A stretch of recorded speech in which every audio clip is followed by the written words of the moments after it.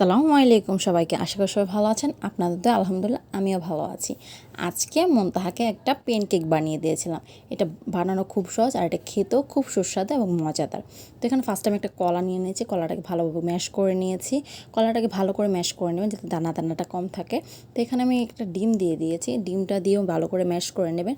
ডিম আর কলা তো বাচ্চাদের জন্য খুবই ভালো এবং খুবই উপকারী।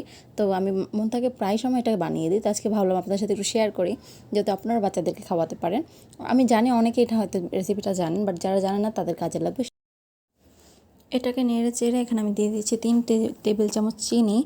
এখানে আপনারা চাইলে মধুটা ইউজ করতে পারেন। আমার মেয়ের যেহেতু 2.5 বছরের হয়ে গেছে তাই আমাকে চিনি দিতে পারি। যারা ছোটো বাচ্চাদের জন্য বানাচ্ছেন বা চিনি কম খায় তাদের জন্য মধুটা অল্প করে ইউজ করতে পারেন। তো এটাকে চিনিটা ইউজ করে এখানে নেড়ে চেড়ে এখানে দিয়ে দিচ্ছি 2 টেবিল চামচ সয়াবিন বা রান্নার তেল, যে টেবিলটাই বলেন সেটা দিয়ে আমি এখানে একটু নেড়ে চেড়ে এখানে আমি দিয়ে দিচ্ছি হাফ চা চামচের মতো ভ্যানিলা এসেন্স।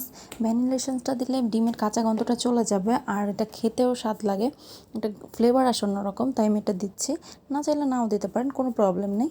তাও এখানে আমি দিয়ে দিয়েছি 1.5 কাপের মতো গরম করে জাল করে ঠান্ডা করে নেওয়া দুধটা দিয়ে মিক্স করে নিচ্ছি। মিক্স করে এখানে আমি দিয়ে দিচ্ছি 1 চা চামচের মতন বেকিং পাউডারটা দিলে এটা কিন্তু সফট হয়ে আসবে, তাই দিয়ে দিয়েছি। এটা দিতে হবে। আর এখানে দিয়ে দিয়েছি 1.5 কাপের মতো ময়দাটা দিয়ে আমি এখানে এটাকে ভালো করে মিক্স করে নিচ্ছি। এটা যেন দানা দানা না থাকে ময়দাটা দেওয়ার পর, সেটা খেয়াল রাখবেন। ভালোভাবে মিক্স করে নিলে এটা বানাতেও সহজ হয় আর এটা কোনো দানা থাকবে না। তাই আমি এখানে ময়দাটা দিয়ে ভালো করে মিক্স করে নেবেন আপনারা। ময়দাটা ভালো করে মিক্স হয়ে গেলে এখানে আমি দিয়ে দিচ্ছি সামান্য লবণটা দিয়ে এখানে আমি আবার একটু চিনি দিয়ে দিচ্ছি। ওই যে ফার্স্টে বলছিলাম যে চিনি ইউজ করতে পারেন, মধু ইউজ করতে পারেন, বাট লাস্টে মধুটা ইউজ করলে ভালো। আর যেহেতু আমার ঘরে আজকে মধু নেই তাই আমি এখানে মধুটা দিচ্ছি না, এখানে আমি চিনিটা ইউজ করছি। চিনিটাকে ইউজ করে এটাকে ভালো করে আবার মিক্স করে নিব।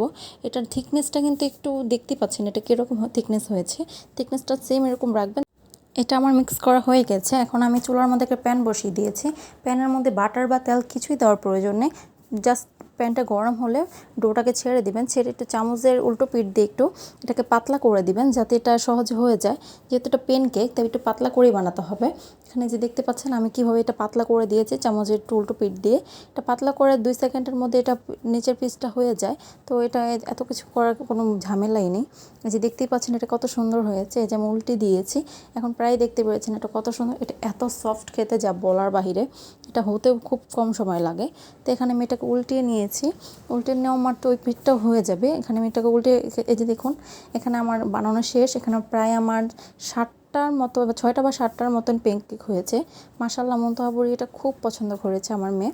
তো এটা দেখতে পাচ্ছেন আমি হাত দিয়ে দেখাচ্ছি এটা কতটা সফট আর এটা খেতে অনেক দারুণ ছিল। পুরো ভিডিওটি দেখার জন্য ধন্যবাদ। সবাই ভালো থাকবেন, আমাদের জন্য দোয়া করবেন। আসসালামু আলাইকুম।